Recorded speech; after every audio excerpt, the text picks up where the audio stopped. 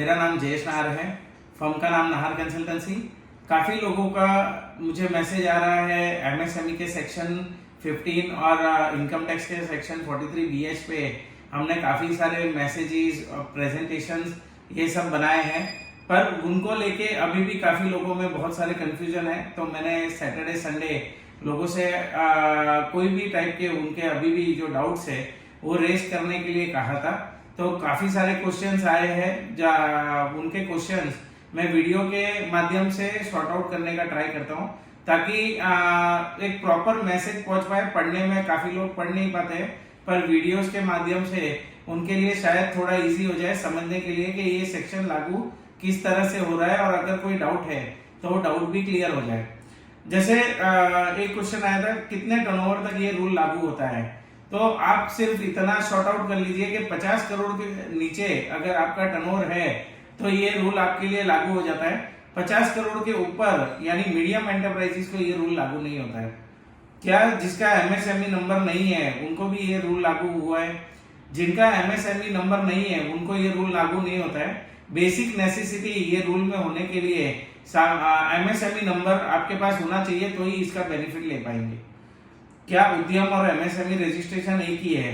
उद्यम और MSME registration दोनों एक ही है। अगर किसी के पास उद्यम नंबर है उसका मतलब एमएसएमई में वो ऑलरेडी रजिस्टर्ड है। क्या हर तरह की कंपनी के लिए ये रूल लागू हुआ है? प्रोप्राइटरशिप, पार्टनरशिप, प्राइवेट लिमिटेड, कोई भी टाइप का आपका फर्म हो उनके लिए ये रूल लागू हुआ है।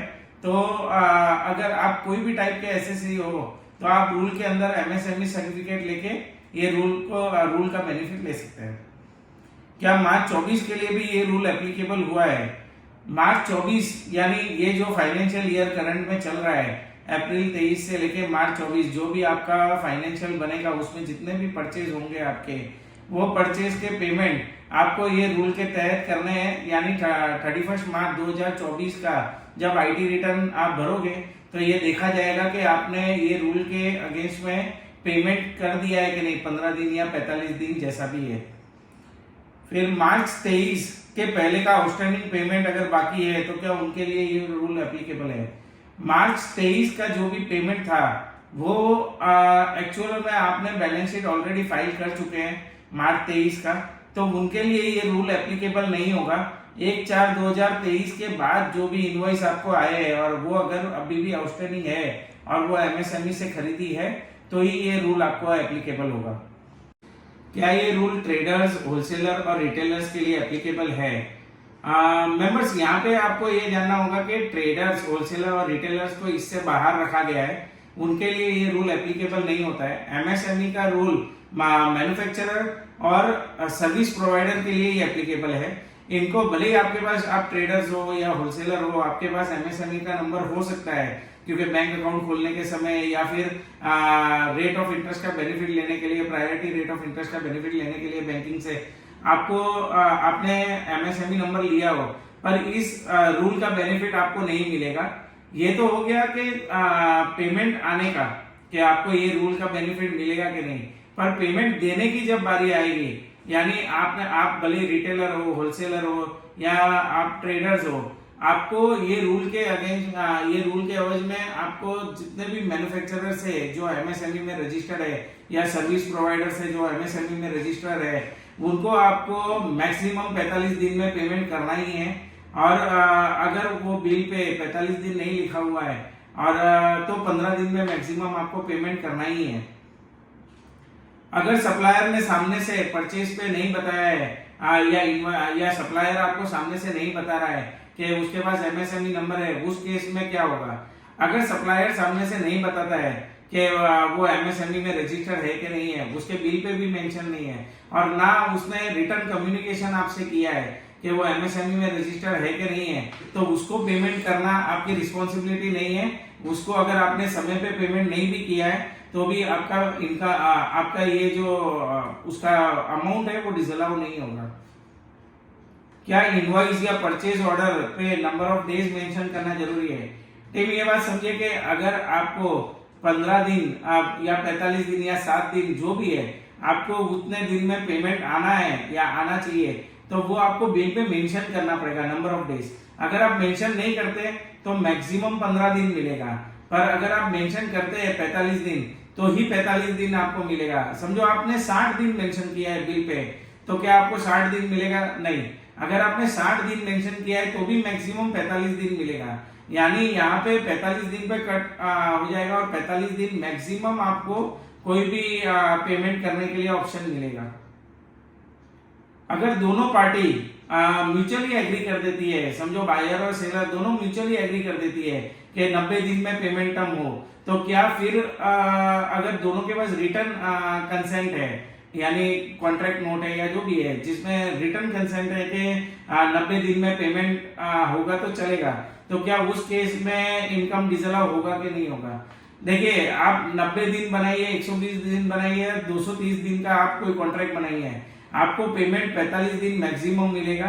अगर 45 दिन में पेमेंट नहीं किया है तो वो पेमेंट इनकम में जुड़ जाएगा। हमें ये कैसे बताए हम कि हमारे पास एमएसएमई नंबर है हमारे डीलर्स को?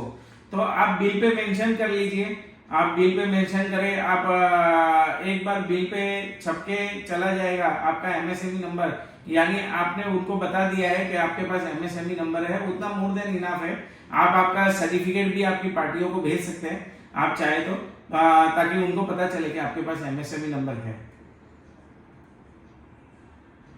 ये सब जो किसी ने पूछा है कि ये अमेंडमेंट नहीं फॉलो करने का पेनल्टी क्या है, ये सब जो रूल चल रहा है 15 और 43BH एमएसएमई का सेक्शन 15 और 43BH, इसमें पेनल्टी किस तरह से लगना है? एमएसएमई की पेनल्टी क्या बोलती है कि अगर आपने पेमेंट निर्धारित समय पे नहीं किया, 45 दिन या 15 दिन में नहीं किया, तो जितना दिन आपने डिले किया है, जो भी गवर्नमेंट का नोटिफाइड रेट ऑफ इंटरेस्ट होगा बैंकिंग का, उसका 3 टाइम्स आपको पेनल्टी लगेगा। समझो 7% रेट ऑफ इंटरेस्ट गवर्नमेंट ने नोटिफाई किया हुआ है, तो बैंकिंग रेट ऑफ इंटरेस्ट है, तो 7% का 3 टाइम यानी 21% पेनल्टी लग जाएगा।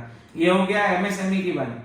अब हुआ इनकम टैक्स का रूल 43BH क्या बोलता है कि आपने जितने अमाउंट का पेमेंट नहीं किया है एमएसएमई को, 31 मार्च खत्म हो गया पर आपका डिले हो गया है पेमेंट, समझो 1 करोड़ का पेमेंट आपका डिले हो गया है 31 मार्च को, तो वो 1 करोड़ रुपया आपका इनकम में जुड़ जाएगा। अगर साल के एंड में आप 31 मार्च 2024 के लिए 10 लाख इनकम दिखाने चाहते थे पर 1 करोड़ का पेमेंट आपने डिले किया है, तो फिर आपका इनकम 1 करोड़ 10 लाख हो जाएगा और 1 करोड़ 10 लाख के हिसाब से आपको इनकम टैक्स भरना आएगा।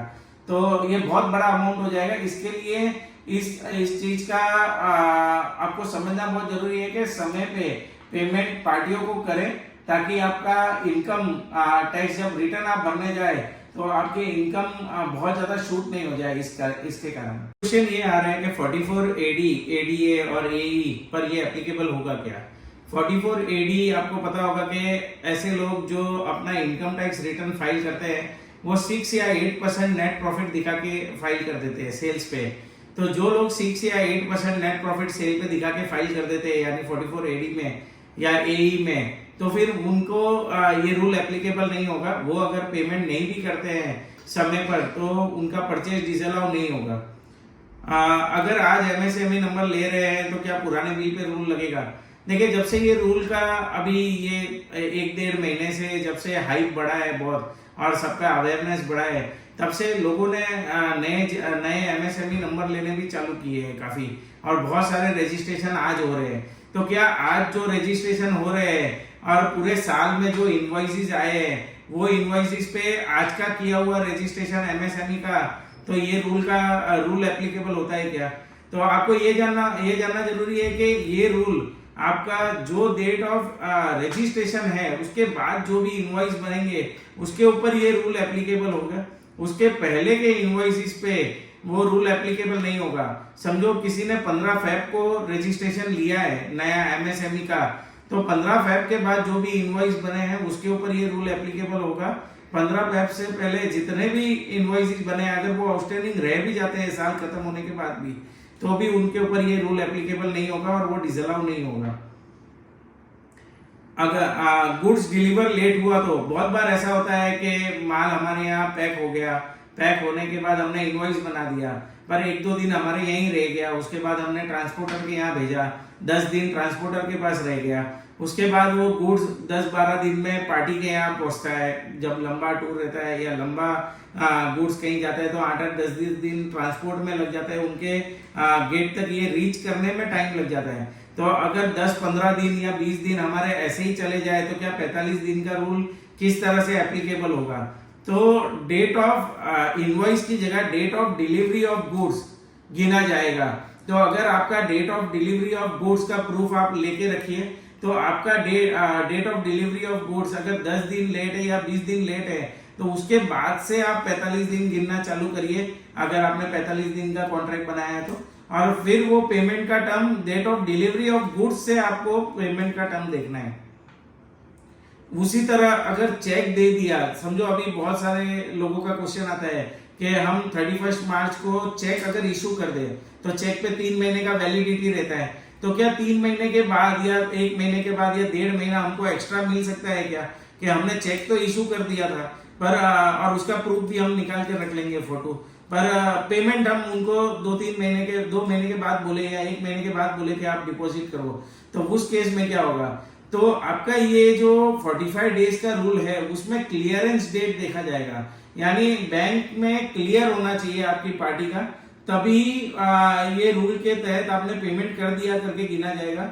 सिर्फ चेक इशू करने से आपका काम नहीं होगा, बैंक से क्लियर होना जरूरी है, इसका खास ध्यान रखिए।